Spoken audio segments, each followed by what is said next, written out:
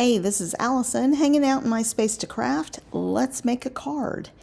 And I just did a shaker on a 12 by 12 page, and I thought, let's make a shaker for a card. So I've pulled out all of my tools, a scrap of this floral paper with these little white kind of daisies on them. I have a card base, an A2 card base. And I'm interested in using that as a mat.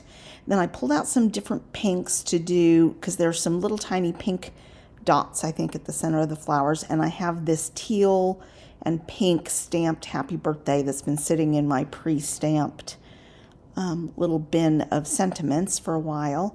So I'm just trying out, I think these might be too dark and harsh, so I'm going for this lighter pink. And I'm going to use that as a base, so I'm going to cut it just, I think, 1/8 of an inch smaller than an A2 card. So an A2 card is 5.5 by 4.25, so I'm going in 1/8 of an inch from that to cut this base. So there'll be a very thin line around, a white line around it when it's down on the base.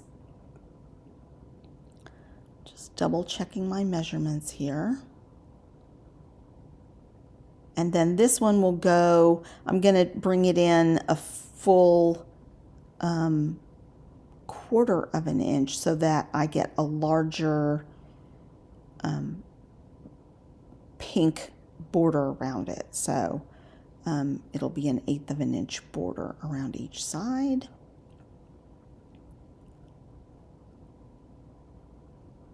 And if you don't like doing the math, there are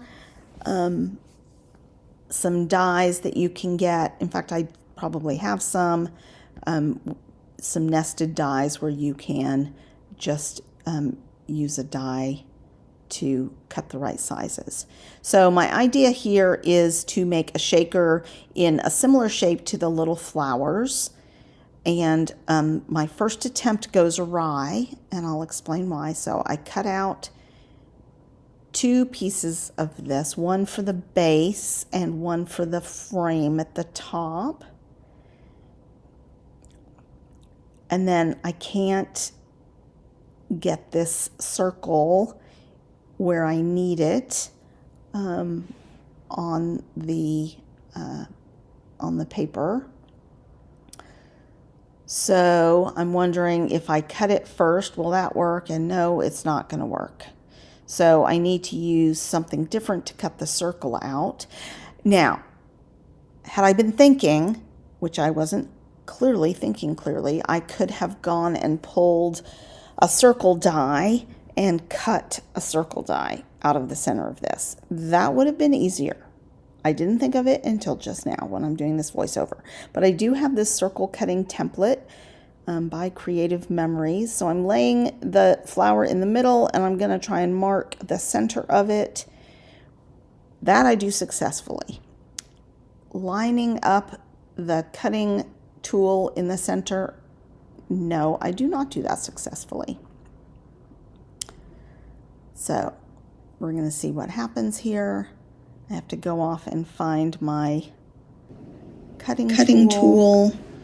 It wasn't in the box, so I did a little cleanup of my desk off camera and located it. So I'm using the red blade. So I try and get it in the middle, and I don't do a great job of that.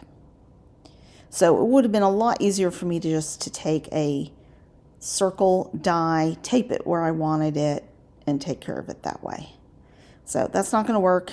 New plan.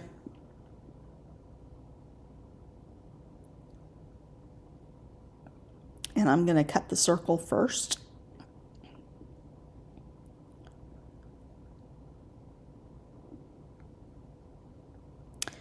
And then I can see when I've centered the circle in my punch. So learn from my mistakes.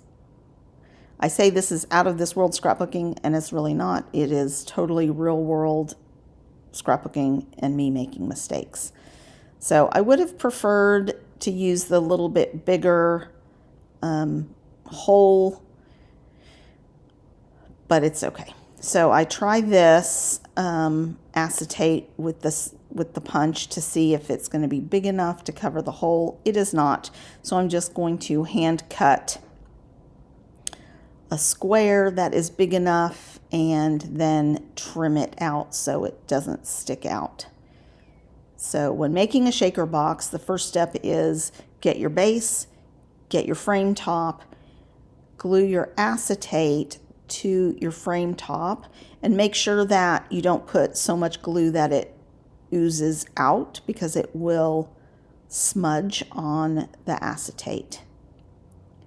So I have a little tiny bit there. I'm just going to wipe it out so I don't get smudges on my acetate. I use our glitter glue. It does dry very quickly. Then you want to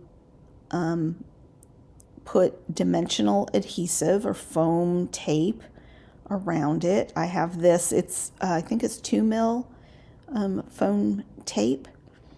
One other lesson learned on this shaker is don't put things that are two-dimensional in the center of your shaker, because it will sort of jam up. And I made the mistake of trying to do these sort of large seed pearls, a little bit larger than a seed pearl, and they were just too tall. So I ended up having to sort of pull it apart and pull a couple of those out because they were just too big. So I'm going for some things that are similar colors to the pinks and the teals on this. It works out in the end, but I did make a couple of false starts. I don't do shakers all the time. I love them. I love the look of them. Of course, I love the sound of them, but I don't make them all the time. And so every time I do one, it's, I have to sort of learn the process again. So I'm going into my little Sizzix green tube of shaker bits. It's got different beads and sequins and shapes. Now I'm going into my pink. These are all mostly seed beads and things like that. Get a couple of different colors in there, a couple of different pinks.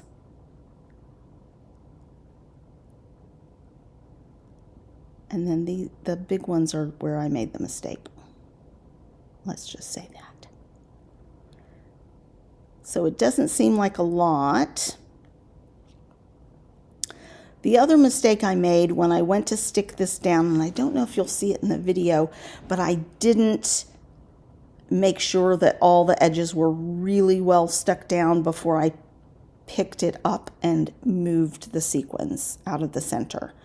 And that was a problem because some of the sequins got stuck under it. So then I had to go do a little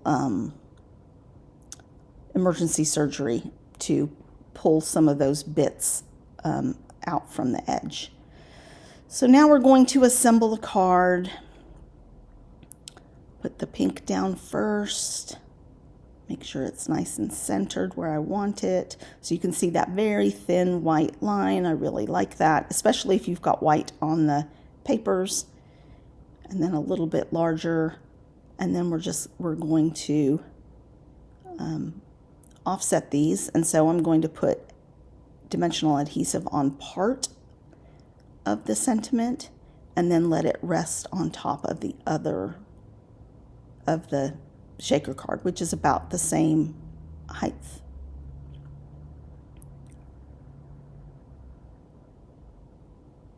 So I think that looks pretty cute. And I'm just going to add one little, I look at adding maybe some little beads, and I didn't want just a little cluster of beads. I thought that might look weird. So I end up pulling out, one of the sequins in here is a heart, a little green heart sequin, and I'm just adding that one heart sequin as a finishing touch. So please give this video a thumbs up and come back for more content. I haven't made a card in a while. I do enjoy them. They're quick and easy and still fulfill my crafty need. But I've got lots more videos coming up, including a haul and some scraps to embellishments for Ginger's Corner. Thanks a lot, you guys.